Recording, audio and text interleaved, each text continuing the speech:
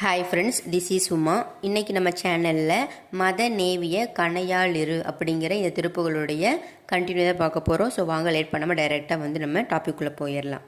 நேற்று நான் மனம் அப்படிங்கிற அந்த வார்த்தையோட திருப்புகளை ஸ்டாப் பண்ணியிருந்தேன். இன்றைக்கி அதை தொடர்ந்து வரக்கூட வரிகளை நம்ம பார்க்கலாம். இன்றைக்கி மாயை அப்படிங்கிற இந்த வார்த்தையிலேருந்து திருப்புகளை நம்ம கண்டினியூவாக பார்க்க போகிறோம். ஸோ மாயை அப்படிங்கிற அந்த வார்த்தைக்கு திருப்புகள் என்ன அர்த்தம் சொல்கிறாங்க அப்படின்னா, ஃபஸ்ட்டு மாயை அப்படிங்கிறத நம்ம மாயா அப்படின்னு எடுத்துக்கணும். அதில் மாயா அப்படிங்கிற பிரித்து பார்த்தீங்கன்னா அதில் மா அப்படிங்கிற அந்த ஒரு எழுத்துக்கு தோற்றம் அப்படிங்கிற ஒரு பொருள் இருக்கின்றது. யா அப்படின்னா ஒடுக்கம். அப்போ தோற்றத்திற்கும் ஒடுக்கத்திற்கும் எது காரணம் அப்படின்னா இந்த மாயை தான் காரணம் அப்படின்னு சொல்கிறாங்க. அதாவது உலகத்திற்கு முதற் காரணமே பார்த்திங்கன்னா இந்த மாயை தான். அதாவது இந்த மாயை பார்த்திங்கன்னா நித்தமாகவும் சடமாகவும் முதல்வனுக்கு பருகிற